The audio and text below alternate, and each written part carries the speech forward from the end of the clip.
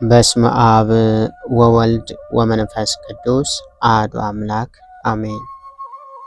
እንኳን በግንቦት 15 ቀን ታስበውና ተከብረው ለሚውሉ ለቅዱሳን በዓላት በሰላም አደረሳችሁ አደረሰን። ቅዱስ ናትናኤል በቤተ ክርስቲያን ትውፊት መሰረት ከቅዱሳን ሐዋርያት መካከል ዘግይቶ ሰማዕትነትን የተቀበለ ሐዋርያ ይህ ሐዋርያ ነው። ቅዱሱ ሐዋርያ የተወለደው ከእስራኤላውያን ወላጆቹ ጌታችን መድኃኒታችን ኢየሱስ ክርስቶስ በተወለደበት ዘመን አካባቢ ነው። ይህ በምን ይታወቃል ቢሉ እርሱ ሕፃን እያለ ሄሮድስ 144,000 ሕፃናትን ሲፈጅ እርሱ ግን በእግዚአብሔር ጥበብ ተርፏል።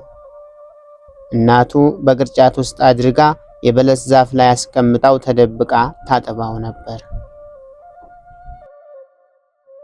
ለሐዋርያው ወላጆቹ ያወጡለት ስም ስምዖን ሲሆን ጌታችን ኢየሱስ ክርስቶስ ደግሞ ናትናኤል ብሎታል። በባልንጀሮቹ ሐዋርያት ደግሞ የቃናው ስምዖን ወይም ገሊላ አካባቢ ስላደገ አንዳንዴም ቀናተኛው ስምዖን ይሉት ነበር። ምሁረ ኦሪት ነበርና ዘወትር ለሕግ ይቀና ነበር። በገሊላ ቃና ሰርግ የደገሰው ዶኪማስ የቅዱስ ናትናኤል ያጎት ልጅ ነው። ጌታና ደቀ መዛሙርቱን ዶኪማስ የጠራበት አንዱ ምክንያት ይሄው ነው። ቅዱስ ናትናኤል ኦሪትን ከገማልያል ተምሮ ከበለስ ቁጭ ብሎ ይተክዝ ነበር። መሲህ ምነው ቀረ እያለም ይተክዝ ነበር። አምላካችን መድኃኒታችን ኢየሱስ ክርስቶስ ይህንን አውቆ በፊልጶስ አማካኝነት ጠርቶታል። ናትናኤል ለጊዜው ተከራክሮ ነበር።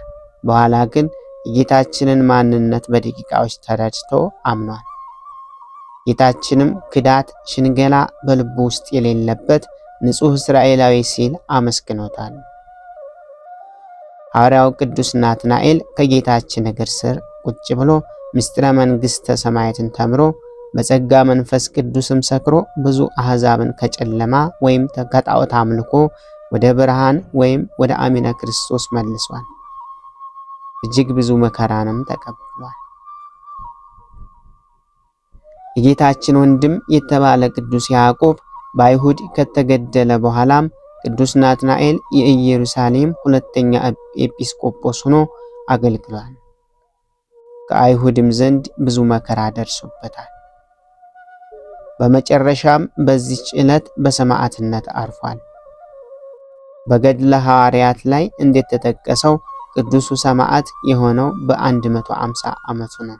ያ ማለት ደግሞ ከሐዋርያት አባቶች መጨረሻ ያረፈው እርሱ ነው ያሰኛል። እግዚአብሔር አምላክ በቅዱስ ናትናኤል ምልጃ ሀገራችንን ከጥፋት ሕዝቦቿንም ከመቅሰፍት ይሰውርልን፣ ከበረከቱም አይለየን።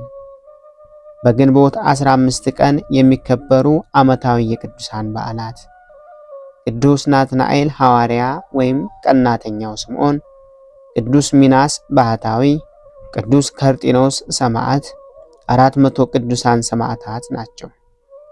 ወርሃዊ በዓላት ደግሞ ቅዱስ ቂርቆስና እናቱ ኢየሉጣ፣ ቅዱስ ኤፍሬም ሶርያዊ ወይም አፈ በረከት፣ ቅዱስ ሚናስ ግብፃዊ፣ ቅድስት እንባ መሪና፣ ቅድስት ክርስቲና ናቸው።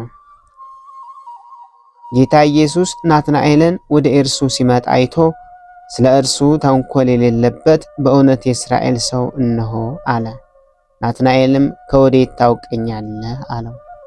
ጌታ ኢየሱስም መልሶ ፊልጶስ ሳይጠራህ ከበለስ በታች ሳለህ አየሁህ አለው። ናትናኤልም መልሶ መምህር ሆይ አንተ የእግዚአብሔር ልጅ ነህ፣ አንተ የእስራኤል ንጉሥ ነህ አለው። በዮሐንስ ራእይ ምዕራፍ 1 ከቁጥር 48 እስከ 51። ጌታ ሆይ ከብልጽግናቸው ብዛት የተነሳ ብዙ መባን ካገቡት ይልቅ የድሃይቱን አነስተኛ መባ እንደተቀበልክ ለሁል ጊዜ የሚያገለግልህን አእላፍ መላእክት እያሳሰብኩ በችግሬ ጊዜ የማቀርብልህን ምስጋና ተቀበል። እናንተም ቅዱሳን ነቢያት፣ የወንጌል ሰባኪያን ሐዋርያት፣ ሰማዕታትና ጻድቃን፣ ትጉሃን መላእክት፣ ፍጹማን ደናግል እንዲሁም ደጋጎች መነኩሳት ሆይ ልጅ አዋቂ ሳይለይ የምንሰበሰብበትን የጉባኤ ቦታ ባርኩ። ይህንን መጽሐፍ ታዘጋጅቶ ብራና ዳምጦ የጻፈውና ያጻፈውን ከግዕዝ ወደ አማርኛ የተረጎመውን ቃለ ንባቡን በእርጋታ መንፈስና በተመስጦ ሕሊና ያዳመጠ በደለኛን ሁሉ የምታስምር የጌታ እናቱ በማርያም ጸሎት ኢየሱስ ክርስቶስ ሆይ በአንድነት ማረን። ኢየሱስ ክርስቶስ ሆይ በአንድነት ማረን። ኢየሱስ ክርስቶስ ሆይ በአንድነት ማረን። ምስጋና ይሁን ለአብ ለወልድ ለመንፈስ ቅዱስ እስከ ዘለዓለሙ አሜን። ወስብሐት ለእግዚአብሔር ወለወላዲቱ ድንግል ወለመስቀሉ ክቡር። ይቆየን።